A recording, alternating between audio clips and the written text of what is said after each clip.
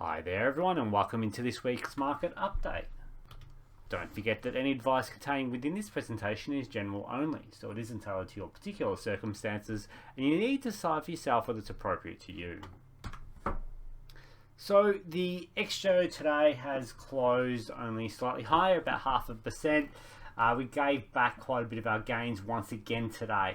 So obviously there's a little bit of uncertainty in this market right now. We can see, we've had a few pullbacks now, testing that 665 level, so 6650 level.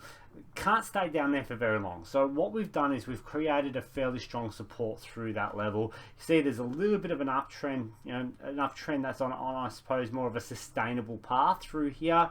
We've tested that a few times as well. So we've got an eagerness to buy at those levels, that's for sure. It gives you a level of comfort. But for now, also, we can't quite push any higher. And I think that's sort of, a bit of uncertainty around the bond space and things like that. What I'm looking for from a technical standpoint, guys, is maybe a breakthrough, sort of this little bit of a pennant pattern. I'm not sure we're entirely to draw this line. To be safe, you're probably drawing it up at these higher levels. A breakthrough that level to me shows a very strong sign of continuation. Then I'll be looking for a breakthrough these few support levels. There's one here at 68.61 and another one here up near 69.40. As we get through, if we can clear those levels, guys, then basically we're heading back towards that all-time high level at 7,200. I've been calling this market back up to those levels a few times by the end of the first quarter. Look, we're very close to that, so perhaps maybe we won't reach it in that time frame. I think everything's there though in the background for that to happen. But there's a few things holding the markets back at the moment that we need to talk to. Now, first thing, let's go over and have a look at the US market and have a chat about the S&P 500. S&P 500 has been pulling back slightly at the moment. S&P 500 is a good mixture of everything, okay, through all sectors of the US. So the top 500 stocks, so that's not really pulling back much, is it, right? It's actually holding up quite well if you have a look at that at the moment.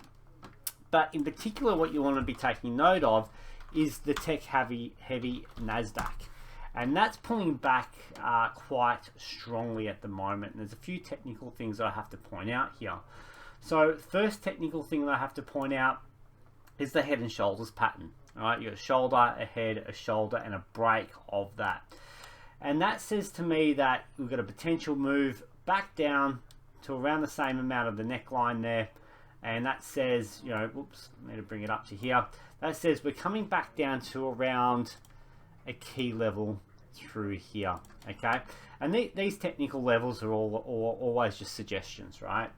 So the ultimate target really is down here. You've got previous strong resistance. You've got the 200-day moving average come through there as well.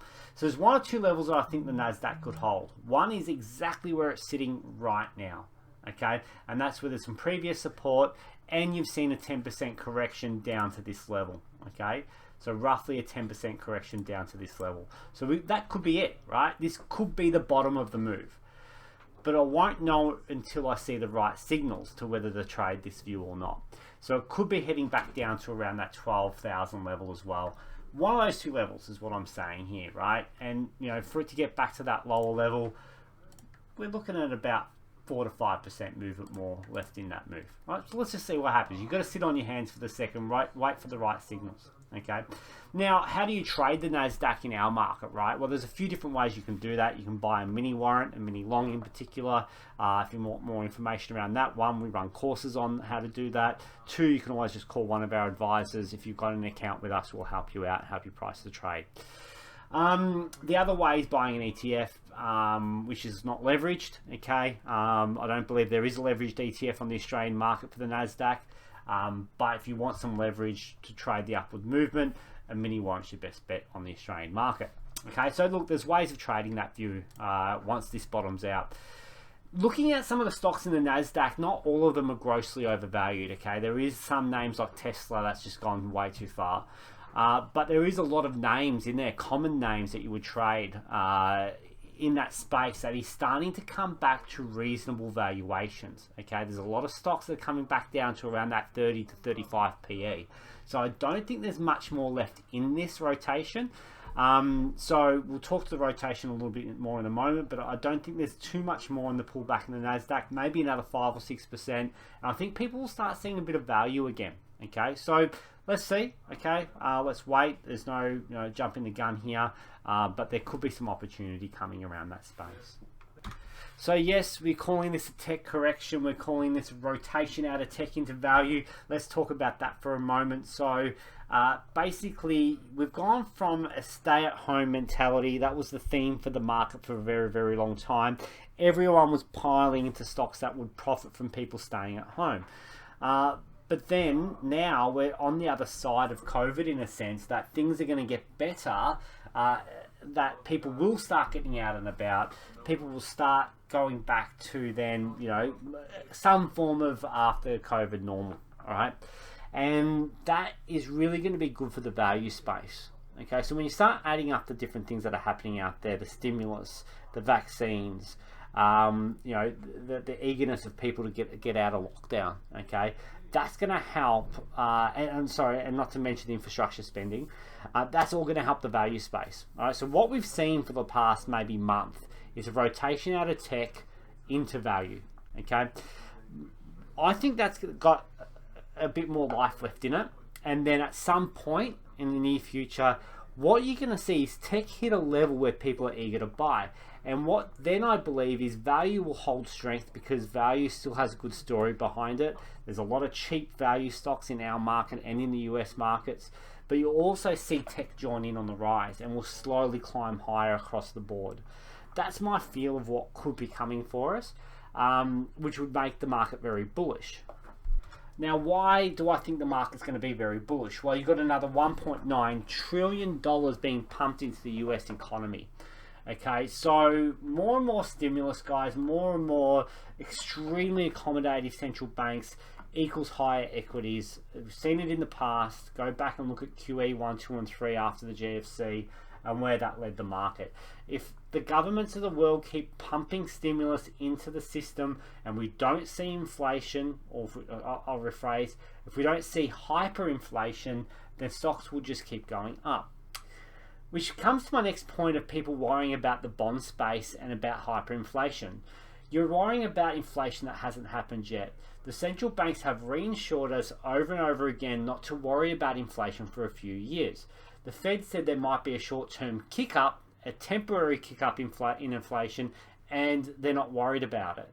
So I'm not sure how much more reinsurance we need. I guess what people are looking for is a bit more yield control out of the US, in particular, the Fed to come in and do a bit more yield control, which I really do think we'll see one form or another in the very near future. But a move up in the longer term yields is okay. What you need to worry about is a move up in the shorter end of the curve. So if you start seeing moves up in the 3 month or below, 3 years or below, then that's when that worries me a little bit, because that's a sign that we could start seeing an increase in interest rates.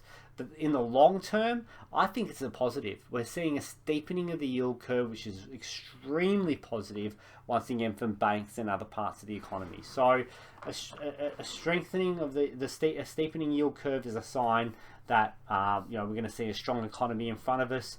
And at this point, yes, there's no problem with inflation right now. There could be in the future, but I think people are looking too far forward. All right. So at some point, I do believe we're breaking higher. I do see the US market into further all-time highs from here, but we do need to see the push out of tech finish. All sectors get on board, and then we'll see things really start driving higher again.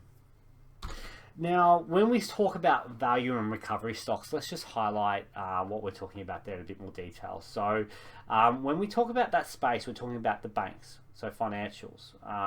Even some insurers should do well through this environment.